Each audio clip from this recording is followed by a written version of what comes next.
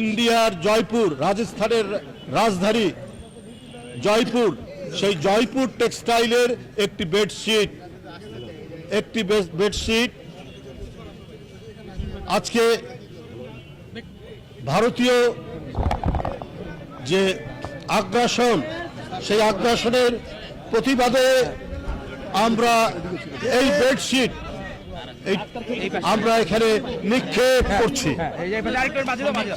ভারতীয় পণ্য, ভারতীয় পণ্য বয়কট বর্জন, ভারতীয় পণ্য বয়কট বর্জন, ভারতীয় পণ্য, ভারতীয় পণ্য, দিল্লি না ঢাকা, দিল্লি না ঢাকা, দিল্লি না ঢাকা, আপোষটা সংগ্রাম, দালালি না রাজপথ, ক্ষমতার জনতা, দিল্লি না ঢাকা, দিল্লি না ঢাকা, ভারতীয় পণ্য, ভারতীয় পণ্য বয়কট বর্জন, ভারতীয় পণ্য, দিল্লি না ঢাকা।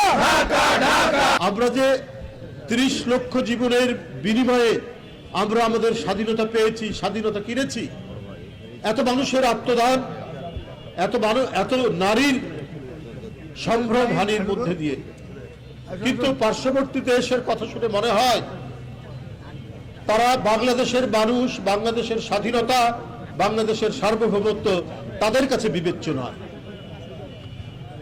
আমি পার্শ্ববর্তী দেশ ভারতের জনগণকে বলছি না, বলছি তাদের শাসক গোষ্ঠী, সাম্প্রদায়িক শাসক গোষ্ঠী যারা,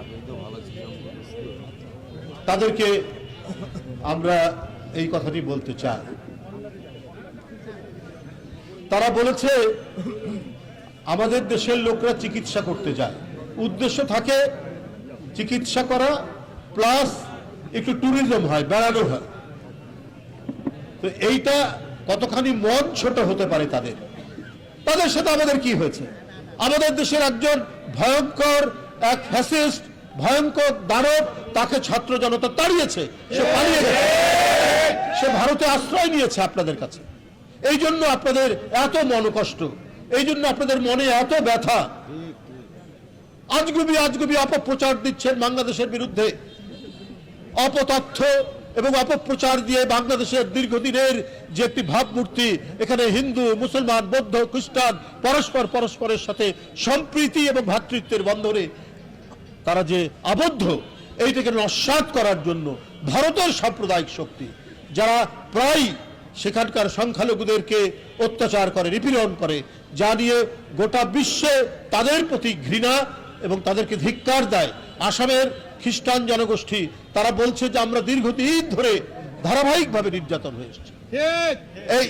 এই যে ভারত তার গুজরাটে, আপনাদের নিশ্চয়ই মনে আছে, 2000-এর মতো মুসলিম নরনারীকে হত্যা করেছে কয়েকদিন আগে, যখন বর্তমান প্রধানমন্ত্রী তিনি যখন সেখানকার মুখ্যমন্ত্রী ছিলেন। আপনারা সেটা ভুলে গেছেন, অথচ আপনাদের বিভিন্ন মিডিয়া আউটলেট, ফেসবুক, ইউটিউব, প্রত্যেকটি জায়গায়, হোয়াটসঅ্যাপ, প্রত্যেকটি জায়গায় বাংলাদেশ বিরোধী প্রচারণা করছেন। তাদের একজন নেতা আবার এক পর্যায়ে বলেছে এবার চট্টগ্রাম আমরা দাবি করব। আরে আপনাদের উদ্দেশ্য তো ভয়ঙ্কর খারাপ। একটি স্বাধীন সার্বভৌমত্ব দেশের উপর একটি অংশ আপনারা সেটা দাবি করবেন? আপনারা প্রথমে এই কথা বলেছেন, আপনাদের দায়িত্বশীল একজন নেতা বলেছে। তোরা আমি বলেছিলাম যে আপনারা যদি দাবি করেন তাহলে আমাদের নবাবের যে অংশ বাংলা, বিহার, উড়িষ্যা, সেটাও আমরা দাবি করি।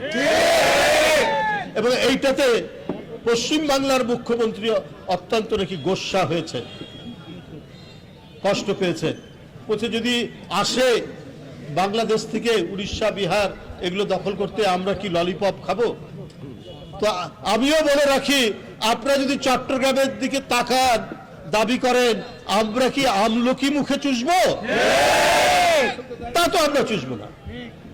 আপনি মমতা ব্যানার্জি, আপনাকে আমরা জানতাম ধর্মনিরপেক্ষ মানুষ, অসাম্প্রদায়িক মানুষ মানবতাবাদী হয়, এইটা আপনারা জানতাম, কিন্তু আপনাদের অত্যন্ত গভীরে যে কট্টর হিন্দুত্ববাদী লুকিয়ে থাকে সেটা দেখলাম যখন আপনি বললেন যে বাংলাদেশে জাতিসংঘের শান্তিরক্ষী পাঠানো দরকার। কি কারণে আপনি শান্তিরক্ষী বাহিনী পাঠাবেন? আপনি অন্য দেশে কিভাবে এটার আপনি এই কথা বলতে পারেন? আপনি আন্তর্জাতিক আইন কানুন জানেন না, আপনি অর্বাচীনের মতো এই কথা বললেন। ভারতেরও কেউ কেউ প্রতিবাদ করেছে। তারপরে আপনাদের মনের মধ্যে বাংলাদেশের প্রতি কোনো সম্ভ্রম নেই, কোনো বাংলাদেশের মর্যাদার প্রতি আপনাদের কোনো ধরনের আপনাদের যে সম্মান দেখানো সেটি নেই। আপনারা সবসময় মনে করেন যে বাংলাদেশ আপনাদের তাবেদার হয়ে থাকবে। এই কারণেই আপনারা শেখ হাসিনাকে অত্যন্ত প্রিয় পাত্র মনে করেন। শেখ হাসিনা যেহেতু এখন পালিয়ে গেছে, এই মনোকষ্টে সবাই ভারতের শাসক গোষ্ঠীর সবাই যারা যেখানে শাসন করেন, সে প্রদেশে হোক আর কেন্দ্রে হোক, তারা প্রত্যেকেই মন খারাপ করে বসে আছে এবং এই অপপ্রচারগুলোকে, এই অপতথ্যগুলোকে মিডিয়ার মাধ্যমে তারা প্রচার দিচ্ছে। তাতে কোনো লাভ হবে না।